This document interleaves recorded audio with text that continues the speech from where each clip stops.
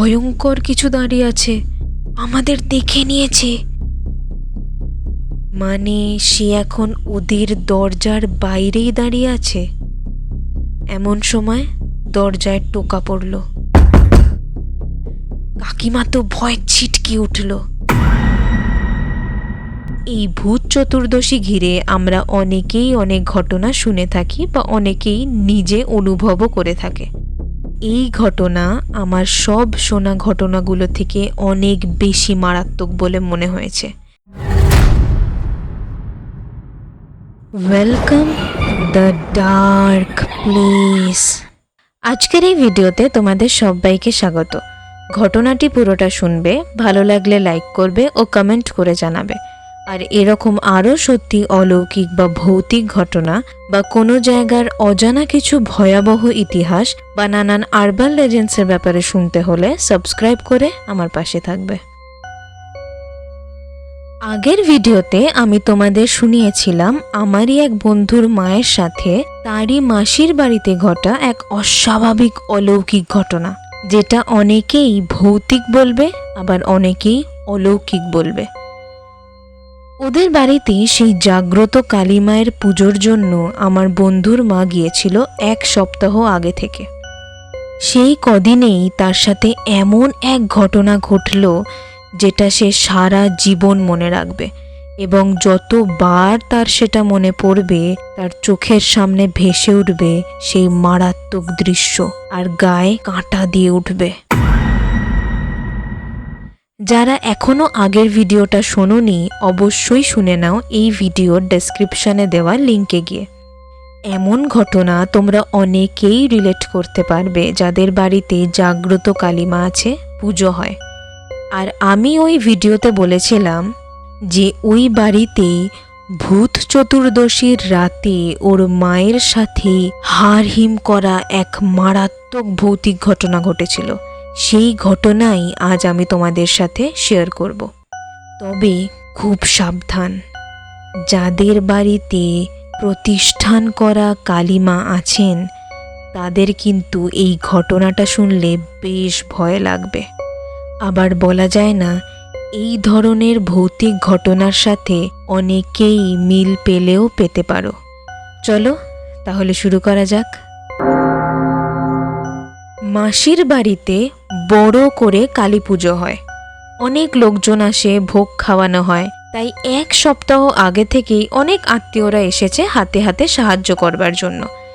তাদের মধ্যে আমার ওই বন্ধুর মাও ছিল, যাকে আমি কাকিমা বলে সম্বোধন করছি। বাকিটা তোমরা যারা আগের ভিডিওটা শুনেছো বুঝতে পারবে, আর যারা শোনোনি এক্ষুনি গিয়ে শুনে নাও, লিঙ্কে দেওয়া আছে ডেসক্রিপশনে। সেই দুপুরে কাকিমার সাথে ওরকম মারাত্মক অলৌকিক ঘটনা ঘটার পর পুরো বিকেল ওই নিয়ে আলোচনা করতেই কেটে গেল। এত বড় আশ্চর্য অজাগতিক ঘটনা ঘটলে যা হয় আর কি। সে যাই হোক, এবার আমি বলি এর পরের ঘটনা। তো সন্ধ্যে থেকে আবার সব কাজ কারবারে ব্যস্ত হয়ে গেল সবাই। কাল ভূত চতুর্দশী, কাল থেকেই অনেক নিয়ম আচার শুরু হয়ে যাবে। 14 প্রদীপ জ্বালাতে হবে, 14 শাক খেতে হবে, সে অনেক কিছু। রাত পোহাতেই শুরু হয়ে গেল সব জোগাড়জাত। কাল কালী পুজো, কিচ্ছু যাতে না মিস হয় সব খুঁটিয়ে দেখতে লাগলো সবাই। ওদিকে রান্নাবান্নাও চলছে জোর কদমে। তারপর বিকেলে 14 প্রদীপ জ্বালা হলো, চারদিকে মোমবাতি জ্বালানো হলো, আলপনা দেওয়া হলো। অনেকেই আবার বাজি ফাটানো শুরু করে দিয়েছে আশেপাশে। বেশ জমজমাট পরিবেশ। এবার যেন কালী পুজোর আমেজটা আরো জোরালো হয়েছে। পুরো বাড়ির লাইট জ্বালানো হলো, যেইগুলো ওরা কাল সব লাগিয়েছে। সে কি অপরূপ লাগছে, চারদিকে সুন্দর সব লাইট ঝুলছে। কালীমা আসছেন, সেই আনন্দে যেন সবার মন বেশ ভালোই মজে আছে। তখন শুধু একটা রাতের অপেক্ষা। মাকেও সাজিয়েছে বেশ সুন্দর করে, লাল বেনারসি শাড়ি, ফুলের মালা, চারদিকে প্রদীপ, আলো ইত্যাদি। সব মিলিয়ে কালী পুজোর আবেগে ভাসছে সবাই। সত্যি বলতে আমার তো এই কালী পুজোর সময়টা বেশ ভালো লাগে। দুর্গাপুজো অবশ্যই বাঙালিদের ইমোশন, কিন্তু কালী পুজোর সময়টা যেন আমার বেশ অন্যরকম লাগে। কত আলো, কত আয়োজন, কত বাজির ফোয়ারা চারিদিকে, ঠান্ডা ঠান্ডা আমেজ, শহর যেন আলোতে মুড়ে থাকে। বিশেষ করে আমাদের বাড়িতে অনেক লোকজন থাকে ওই সময়, তারপরেই ভাইফোঁটা, সেই আনন্দ, সব মিলিয়ে এই সময়টা আমার ভীষণই প্রিয়, সেই ছোট্টবেলা থেকে। তোমাদের কোনটা বেশি ভালো লাগে, দুর্গাপুজো নাকি কালী পুজো? কোন পুজোতে বেশি মজা করো তোমরা? আমাকে কিন্তু অবশ্যই কমেন্টসে লিখে জানাবে। আচ্ছা, তারপর যেখানে ছিলাম সেদিন ভূত চতুর্দশী। আসলে ভূত চতুর্দশী হলো পূর্বপুরুষদের আত্মার প্রতি শ্রদ্ধা জানানো। পরিবারগুলি এই রাতে 14টি মাটির প্রদীপ জ্বালায়, এই বিশ্বাসে যে তাদের পূর্বপুরুষদের আত্মা পৃথিবীতে নেমে আসবে এবং সেই আলো মন্দ আত্মার হাত থেকে রক্ষা করবে। ইন্ডিয়ার বিভিন্ন জায়গায় বিভিন্ন নামে এই তিথি পালন হয়, যেমন নরক চতুর্দশী, যম চতুর্দশী, রূপ চতুর্দশী ইত্যাদি। মানা হয় যাদের অসময়ে বা অপঘাতে মৃত্যু হয় সেই সব আত্মারা নাকি পৃথিবীর মায়া কাটাতে না পেরে তাদের অতৃপ্ত ইচ্ছা আকাঙ্ক্ষা নিয়ে ঘুরে বেড়ায় তাদের প্রিয় জায়গাগুলিতে বা তাদের প্রিয়জনদের আশেপাশে। তাই এই দিনে মানুষ তাদের বাড়ির কেউ যদি এমনভাবে মারা গিয়ে থাকে তার উদ্দেশ্যে তার প্রিয় খাবার উৎসর্গ করে থাকে তাদের বাড়িরই বাইরে বা ছাদে। এই দিনে 14 শাক খেতে বলে, যেগুলো মাটিতে হয়, নিজেদের শরীর আত্মার পুষ্টির জন্য এবং খারাপ আত্মাদের থেকে রক্ষা পাওয়ার জন্য। আবার এই 14 সংখ্যাটির আরও তাৎপর্য আছে, যেমন 14 পুরুষ অর্থাৎ অতীতের 14টা প্রজন্মকে বোঝানো হয়। এই দিনে পূর্বপুরুষদের আত্মা পৃথিবীতে আসে এবং তাদের উদ্দেশ্যেই এই 14 প্রদীপ জ্বালানো, খাবার নিবেদন ইত্যাদি। অনেকে আবার এই দিনে 14 প্রদীপ জ্বালায় যমরাজের উদ্দেশ্যে, তাকে খুশি করার জন্য, এবং প্রার্থনা করে যাতে তাদের পরিবারে কারুর অসময়ে বা অপঘাতে মৃত্যু না ঘটে। আরও এরকম অনেক মত আছে, যে যেমনভাবে বিশ্বাস করতে চায়। তবে এই সব শুনে তোমরা এইটুকু বুঝে গেছো তো যে এই দিনটা খুব একটা সাধারণ নয়। সেদিন তোমার আশেপাশে এই পৃথিবীর আনাচে কানাচে অনেক খারাপ ভালো আত্মারাই ঘুরে বেড়ায়, আর এই দিনে অনেকেই আত্মাদের অনুভব করতে পারে। আবার অশুভ আত্মা হলে অনেকের ক্ষতিও হয়। তাই এই ভূত চতুর্দশী ঘিরে আমরা অনেকেই অনেক ঘটনা শুনে থাকি বা অনেকেই নিজে অনুভবও করে থাকে। তোমাদের মধ্যে এরকম কেউ থাকলে যারা নিজে অনুভব করেছো ভূত চতুর্দশীতে কিছু বা শুনেছো কারুর কাছ থেকে, আমাকে অবশ্যই কমেন্টসে লিখে জানাবে। তবে এটা বলা বাহুল্য যে এই ঘটনা আমার সব শোনা ঘটনাগুলো থেকে অনেক বেশি মারাত্মক বলে মনে হয়েছে। তোমরাও শুনলে বুঝতে পারবে। আচ্ছা, এবার ঘটনাতে ফিরি।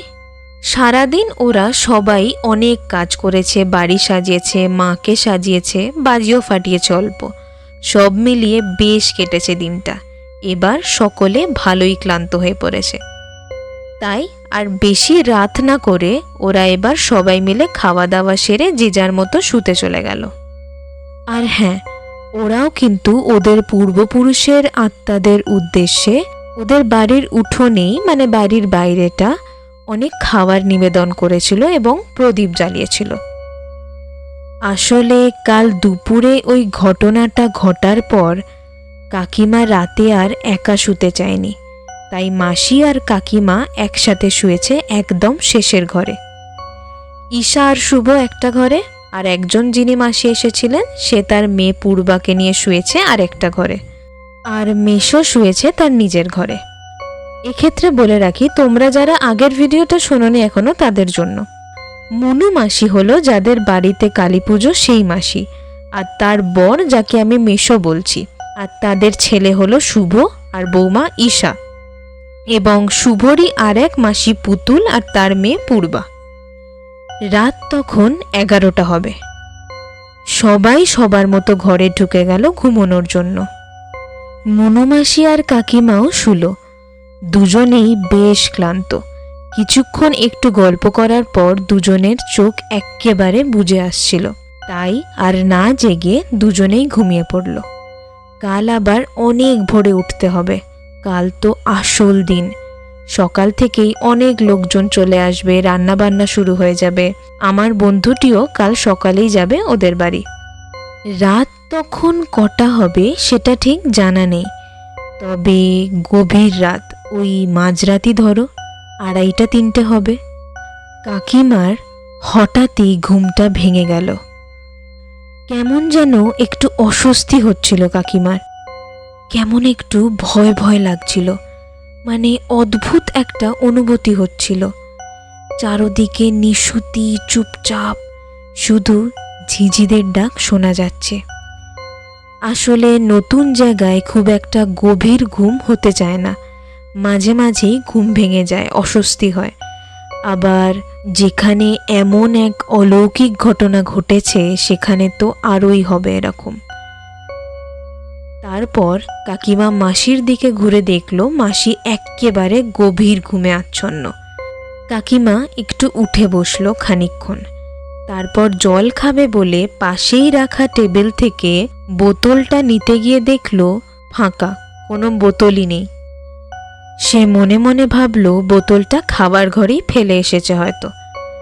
তবে এখন এই মাঝরাতে একা ঘর থেকে বেরিয়ে ওই লম্বা বারান্দা দিয়ে গিয়ে জল আনার সাহস খুব একটা পাচ্ছে না।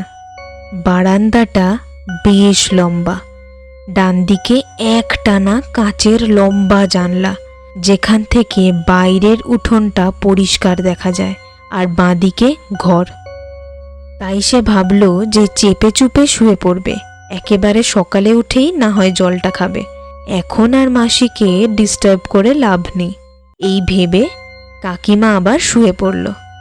তবে কিছুতেই আর ঘুম আসতে চাইছে না কাকিমার, বারবার কালকের সেই ঘটনাটা মাথায় ঘুরপাক খাচ্ছে, সেই দৃশ্য ভেসে উঠছে চোখের সামনে।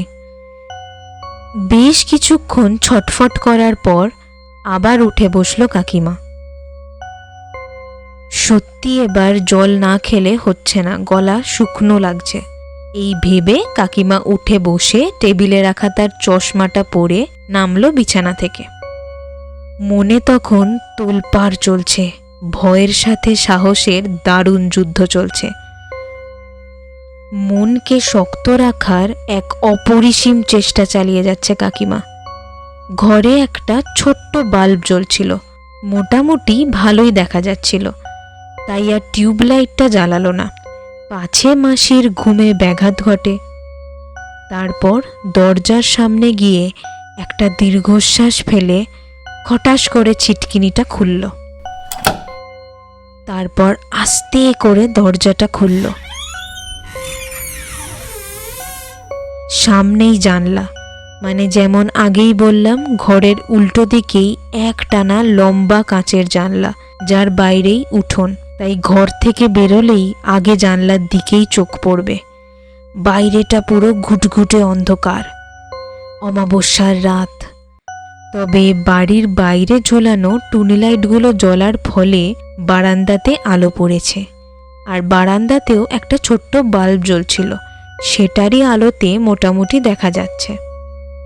ঠিক তখনই কাকিমা দরজা থেকে এক পা বেরিয়ে সামনের দিকে ঘুরতেই সে দেখল তার ঠিক সোজাসুজি খানিকটা দূরেই জানলার বাইরে উঠোনে দাঁড়িয়ে রয়েছে এক বীভৎস চেহারার কেউ।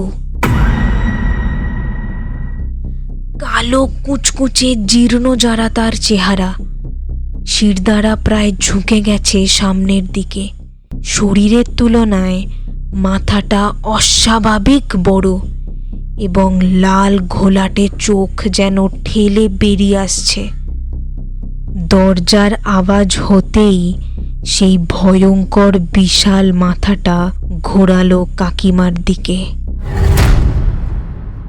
এবং কাকিমা স্পষ্ট দেখল যে ওই কটকটে লাল ঘোলাটে চোখ দুটো তাকিয়ে আছে কাকিমার দিকেই। সেই অসম্ভব জিনিসটার চোখে চোখ পড়তেই কাকিমা ছিটকে উঠে ভীষণ জোর চিৎকার করে ধমাস করে দরজাটা বন্ধ করে দিল। মাসি ওই ঘরেই ঘুমোচ্ছিল। ধড়পড় করে উঠল ঘুম থেকে। কি কি কি হয়েছে? কি হলো রে?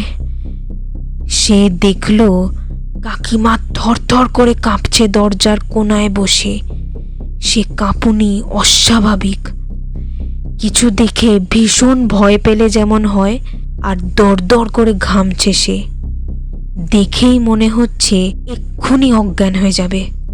মাসি তাড়াতাড়ি করে বিছানা থেকে নেমে কাকিমাকে ধরে তুলল এবং বিছানায় বসালো। মাসি বলল, কি কি হয়েছে তোর, বল না, এমন করছিস কেন? দরজার সামনে বসে কি করছিস? বাইরে গেছিলিস কেন তুই? শরীর খারাপ লাগছে নাকি? নাকি কাল দুপুরের ঘটনার মতো আবার কিছু হলো? কাকিমা মাথা নাড়িয়ে বোঝালো, না, মানে কাল দুপুরের ঘটনার মতো নয়। কিন্তু মুখ থেকে কোনো আওয়াজ বেরোলো না কাকিমার। মাসি বলল, তুই আমাকে না বললে কি করে বুঝবো বল? আমি কি একবার বাইরেটা গিয়ে দেখব? কি দেখেছিস তুই? কি শুনেছিস? কিসে ভয় পেয়েছিস এতটা? কাকিমা মাসির হাতটা চেপে ধরল এবং মাথা নাড়ালো। সে কিছুতেই মাসিকে বাইরে যেতে দিচ্ছে না, হাত নাড়িয়ে বলছে না যেতে। তখনও কাকিমার কাঁপুনি বন্ধ হয়নি। তখন ভয় তার গলা দিয়ে আওয়াজই বেরোচ্ছে না, শুধু বারবার দরজার দিকে তাকাচ্ছে আর মাসির হাতটা চেপে ধরে আছে। মাসি তাকে অনেকবার করে জিজ্ঞেস করতে সে কাঁপতে কাঁপতে বলল, ওই বারান্দার একদম শেষে জানলার ওপাশে উঠোনে ও দাঁড়িয়ে আছে। আমাকে দেখে নিয়েছে ও। আমার কি হবে? ও দেখে নিয়েছে, কি হবে এবার? এই কথাগুলো শুনে মাসির যেন বুকটা ছ্যাঁত করে উঠল। এই ভূত চতুর্দশী রাতে কাকিমা কাকে দেখে এমন ভয় কাঁপছে? কে দাঁড়িয়ে আছে উঠোনে এত রাতে? এবার মাসি বলল, দাঁড়া দাঁড়া, এত ভয় পেলে হবে না। হয়তো তুই ভুল কিছু দেখেছিস। এত রাতে উঠোনে কে দাঁড়িয়ে থাকবে? কিংবা হয়তো আমাদের চেনাশোনা কেউই হবে। রাতের অন্ধকারে ভয় পেয়েছিস দেখে।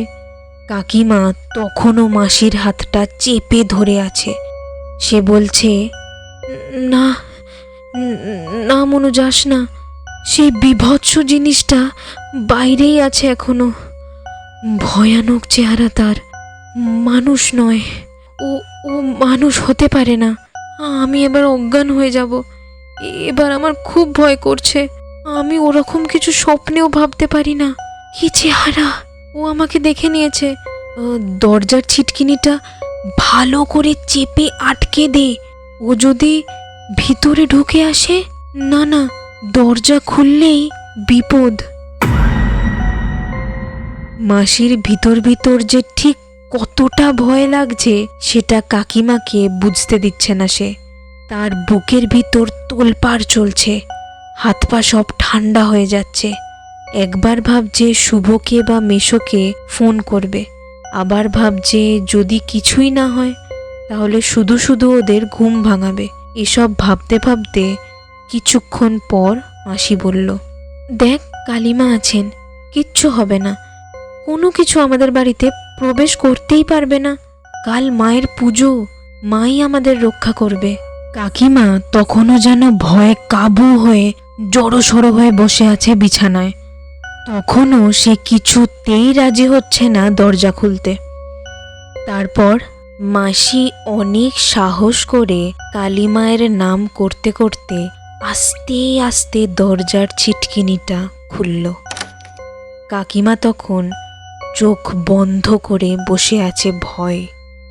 তারপর মাসি দরজাটা খুলল ধীরে ধীরে।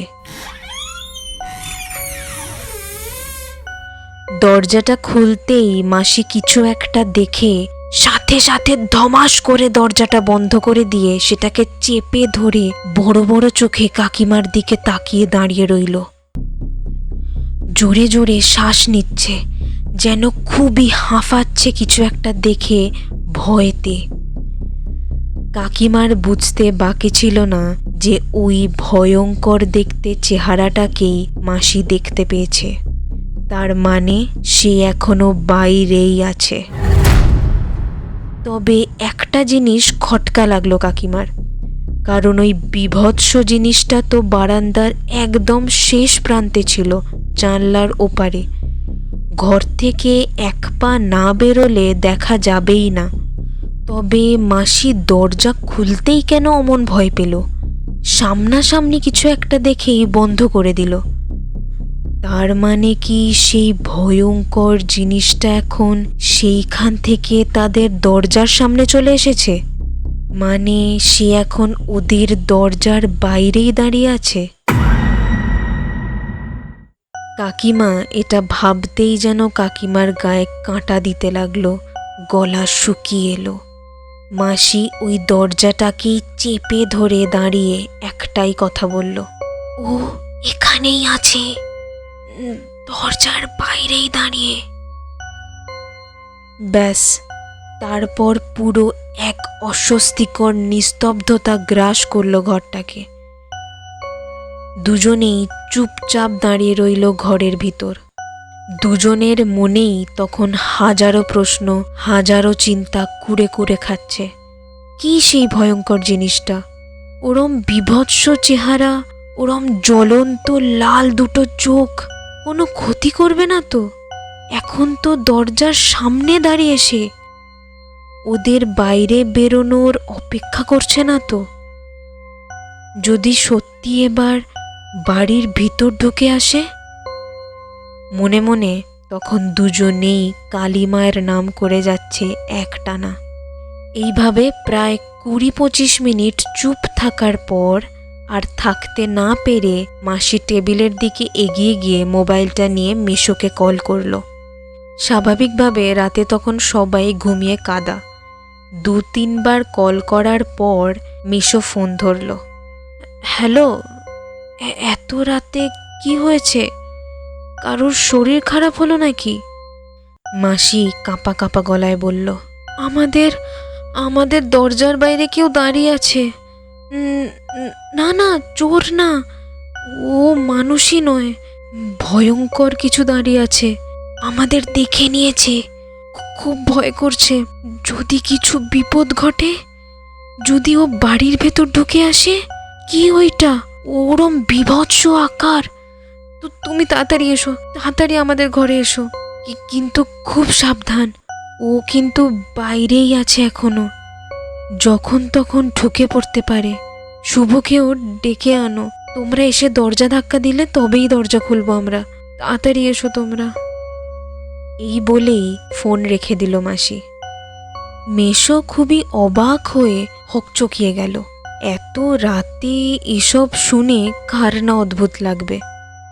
মাসি আর কাকিমা দুজনেই চুপচাপ বসে আছে, কোনো রকম আওয়াজ করছে না, পাছে ওই ভয়ঙ্কর উদ্ভিদটা শুনতে পেয়ে যায়। দরজার দিকে তীক্ষ্ণ দৃষ্টিতে তাকিয়ে আছে যে দরজার সামনে কেউ আসছে কিনা, কারুর ছাওয়া দেখা যাচ্ছে কিনা।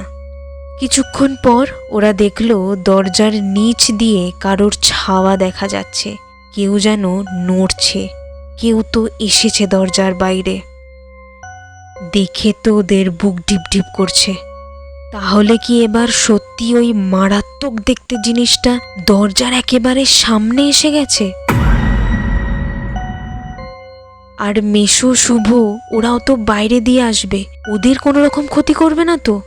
দুজনেই এইসব ভাবতে ভাবতে জড়ো সড়ো হয়ে বসে আছে। এমন সময় দরজায় টোকা পড়ল। কাকিমা তো ভয় ছিটকে উঠল।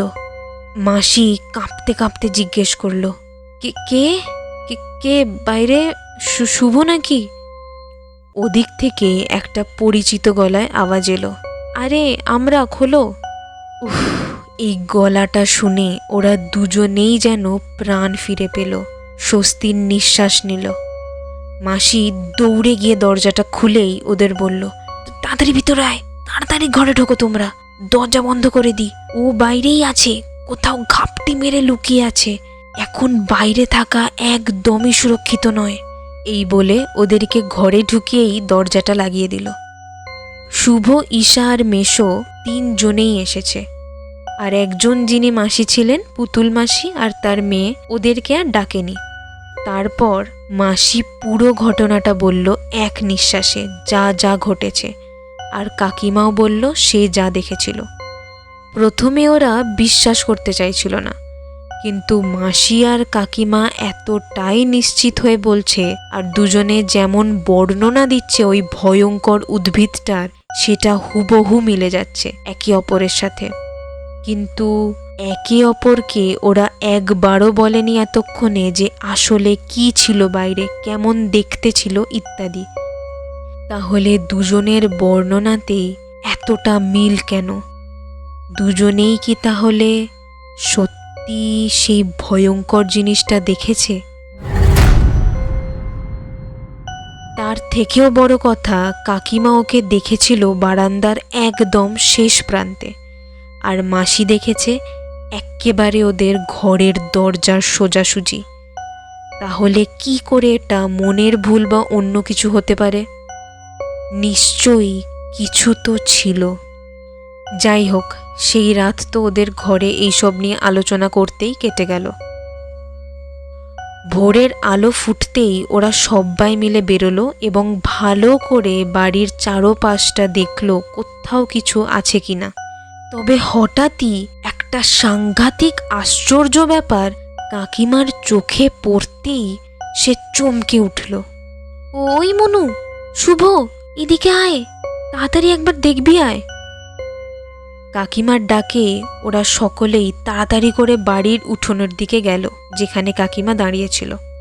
দেখল যে থালা বাটিতে করে ওরা ভাত, তরকারি আর জল দিয়েছিল ওদের পূর্বপুরুষদের আত্মাদের উদ্দেশ্যে, সেই বাসনগুলো পুরো ফাঁকা। তাতে একটুও কোনো খাবারের চিহ্ন মাত্র নেই। দেখে মনে হচ্ছে কেউ পরিষ্কার করে সেটা খেয়েছে। ওরা সবাই ওইদিকে হাঁ করে তাকিয়ে রইল কিছুক্ষণ। এবার ওরা একটু একটু বুঝতে পারছে কাল ঠিক কি হয়েছিল মাঝরাতে। ওরা তো রাত্রে খাবারটা দিয়েছিল, এবং রাতে তাহলে কেউ তো সেই খাবারটাকে খেয়ে গেছে। যাই হোক, তারপর পুতুল মাসিরাও ঘুম থেকে উঠলে ওদের পুরো ব্যাপারটা বলল, কাল রাতে যা যা হয়েছিল। তারপর সবাই চা নিয়ে বসলো উঠোনে। চা খেতে খেতে এবার মাসি বলল, কাল রাতে যা দেখলাম ওইটা এখনো আমার বিশ্বাস করতে অসুবিধা হচ্ছে। সেই কুৎসিত চেহারা, ভয়ঙ্কর দুটি চোখ আমার দিকেই তাকিয়েছিল। বাপরে, ভেবেই আমার গায়ে কাঁটা দিচ্ছে। এরকম যে সত্যি কখনো অনুভব করব স্বপ্নেও ভাবিনি। আর আজ যা দেখলাম, ওই থালা বাটি পুরো পরিষ্কার, এক ফোঁটাও খাবার পড়ে নেই তাতে। হ্যাঁ, মানে কুকুর বিড়ালও হতে পারে, কিন্তু এত পরিষ্কার করে খেয়েছে, ঠিক যেন কোনো মানুষ খুব তৃপ্তি করে খেয়েছে খাবারগুলো। হয়তো যাদের উদ্দেশ্যে খাবার দিয়েছিলাম তারাই এসেছে, কিংবা অন্য কেউ। তবে হ্যাঁ, কাল আমাদের দুজনেরই যে হার্ট ফেল হয়ে যায়নি বা আমরা অজ্ঞান হয়ে যায়নি, সেটাই অনেক বড় কথা। কাকিমা বলল, হ্যাঁ সত্যি, আমি পর পর দুদিন এমন জিনিসের সামনাসামনি হলাম যেটা কাউকে বললে বিশ্বাসই করবে না, বা নিজেই আমি ভাবলে এখন কেমন অবাক লাগছে। বিশ্বাসই হচ্ছে না যে এই উঠোনেই আমি কাল রাত্রে এমন ভয়ঙ্কর জিনিস দেখেছি। কি ভয়ঙ্কর সেই দৃশ্য! বলে না, ভূত চতুর্দশীর রাতে অনেক অতৃপ্ত আত্মারা ঘুরে বেড়ায় আনাচে কানাচে, হয়তো সেটাই ছিল। তবে ভূত প্রেত বলতে আমরা যা ভাবি সেটার থেকে অনেক বেশি সাংঘাতিক ছিল সেই আকার, সেই চেহারা, সেই জ্বলন্ত দুটো চোখ। আর আমার দৃঢ় বিশ্বাস ওইটা যেই ছিল সেই এই খাবারগুলো খেয়েছে। যাই হোক, আজ মায়ের পুজো, আজ সব খারাপ কেটে যাবে, সব অশুভ বিনাশ হবে এবং শুভর আগমন হবে। আর হ্যাঁ, একটা কথা আজ আমি মানতে বাধ্য হচ্ছি, যে বাড়িতে এমন জাগ্রত কালীমা আছেন সেইখানে ভূত চতুর্দশীর দিন বা অমাবস্যার দিন এমন অনেক কিছুই হয়ে থাকে যেটা জাগতিক নয়, যেটা অলৌকিক, যেটার যুক্তি খুঁজে পাওয়া খুবই কঠিন। এতদিন আমি অনেকের মুখেই এটা শুনেছি যে ভূত প্রেত দেখা যায় কালীমায়ের আশেপাশে বা যেখানে তিনি প্রতিষ্ঠিত থাকেন। আমি এই দুদিন নিজে চাক্ষুষ যা দেখলাম তাতে আর না বিশ্বাস করার উপায়ই নেই। এইসব আলোচনা করতে করতে বেশ অনেকক্ষণ ওরা উঠোনেই বসে কাটালো।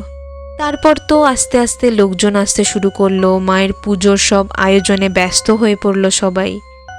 কিন্তু কাল রাতের সেই ভয়ঙ্কর, সাংঘাতিক, মারাত্মক সত্যিটা রহস্য হয়েই থেকে গেল ওদের কাছে।